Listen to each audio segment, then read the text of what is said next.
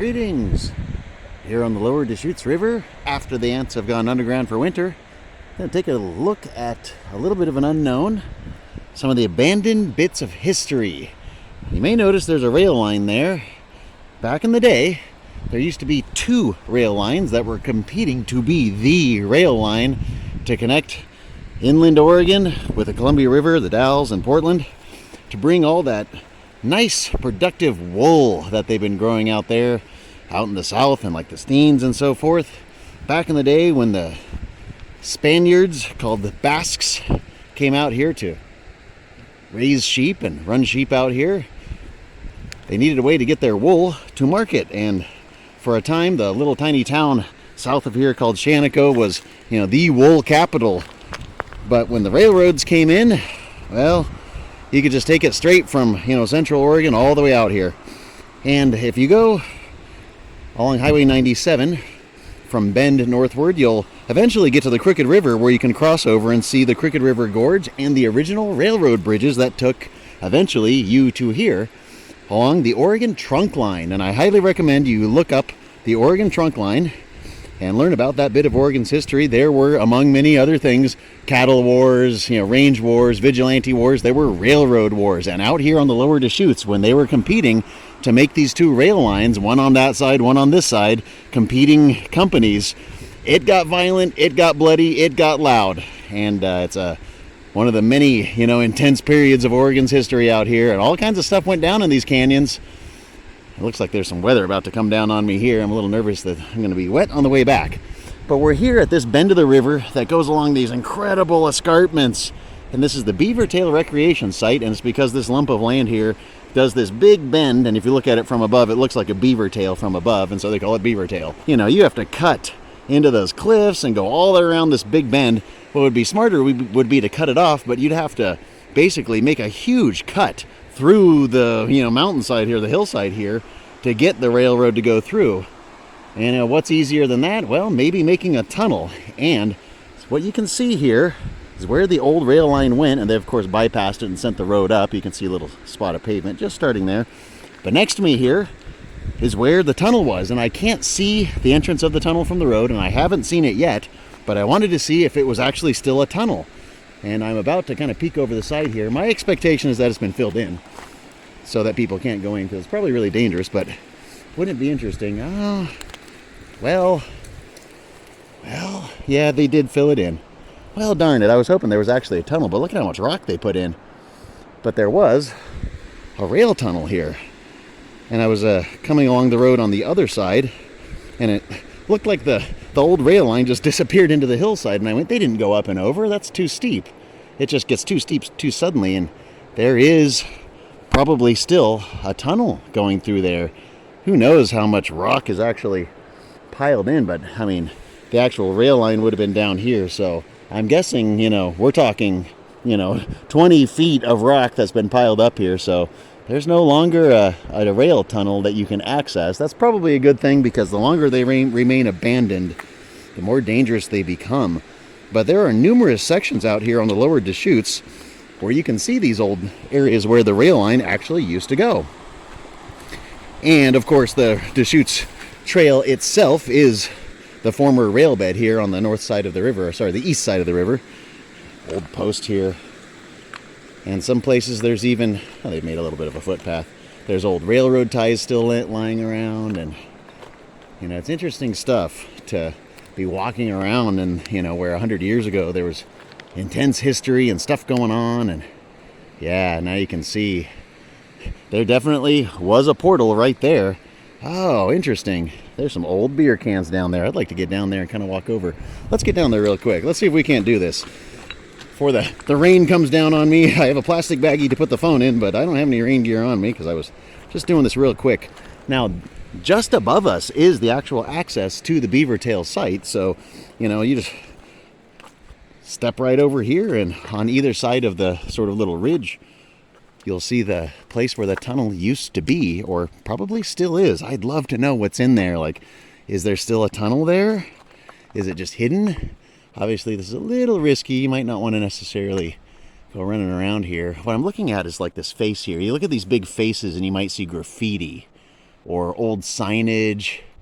There's some interesting marks on the rock there that just look kind of weird. But what I noticed among the modern beer cans, please stop throwing beer cans around, people, was these old beer cans. Look at those. Now those are actually worth noting. It's not Busch beer. Lift ring. It's the pull tabs that they used to have on these where you pulled it completely off, unlike the modern ones where it just kind of pokes in and stays together and you don't have anything that gets thrown away. But some old pieces of metal. This looks like maybe part of an old shoe. Maybe it's a modern shoe that's just rotting away, but wow. Interesting. Yeah, it might be a modern shoe, but some old metal. You never know what sort of things you might spot. Some graffiti, someone's name. Maybe they put their name on the top of the portal there. That looks like an old sort of a container of some kind. Very interesting. I love poking around old history. Oh, cool. Look at this. This is the top of an old chair. Now, for all I know, someone just dumped an old chair out here 10 years ago, but who knows? Maybe this is an antique chair from the mining days or the railroad days. Or sorry, not the mining days, the railroad days. Wow.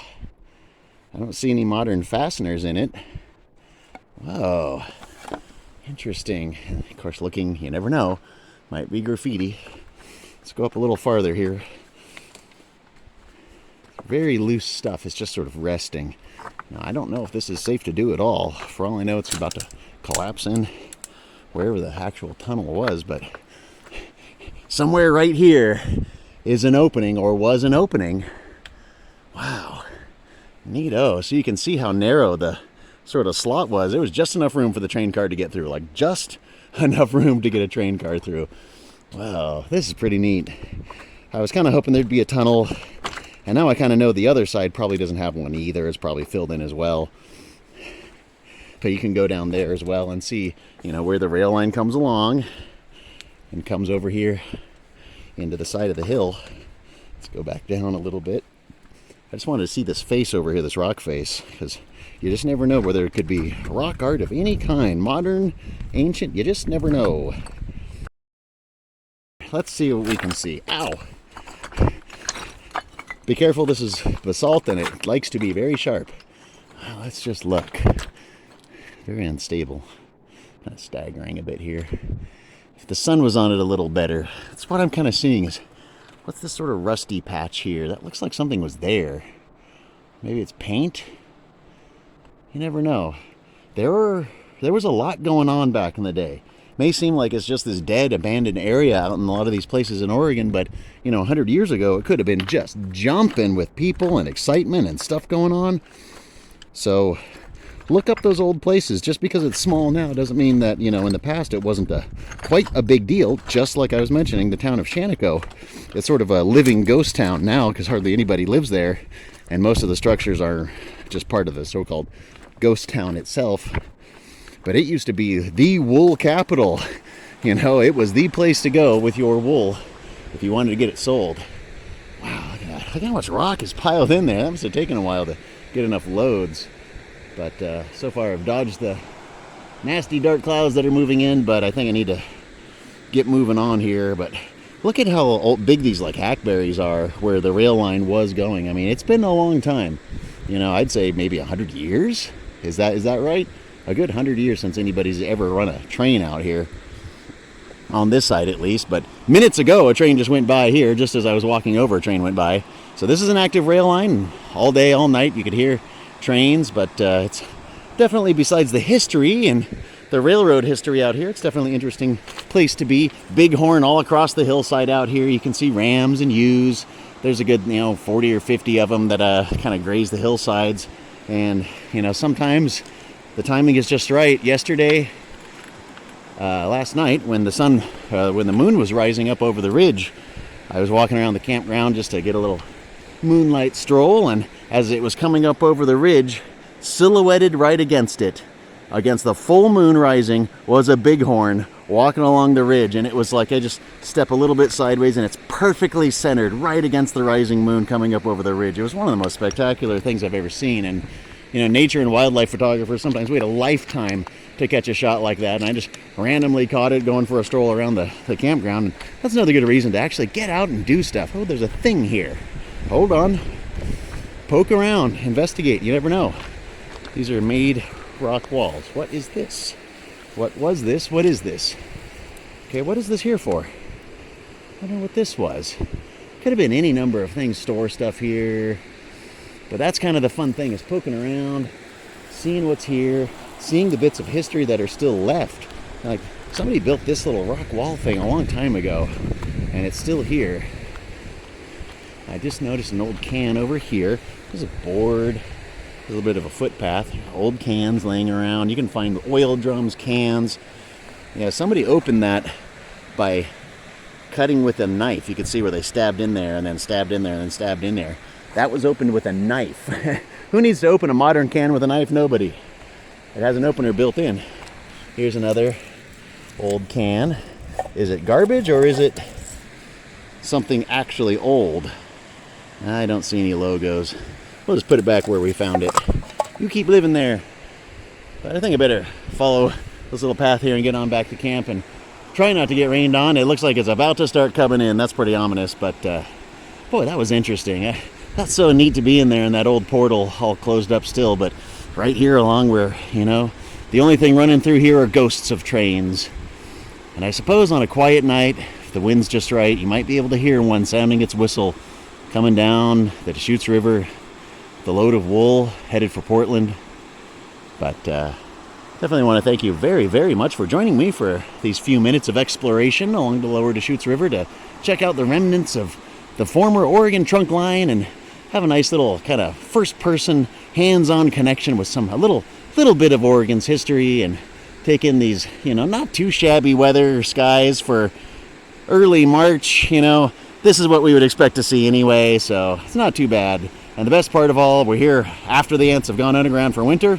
Vernal equinox has not quite happened. It still is winter, and the ants know it all too well, so there's no ants at all, but I think it's time to get back to camp and stay dry. But thank you so much for joining me here. I really appreciate it.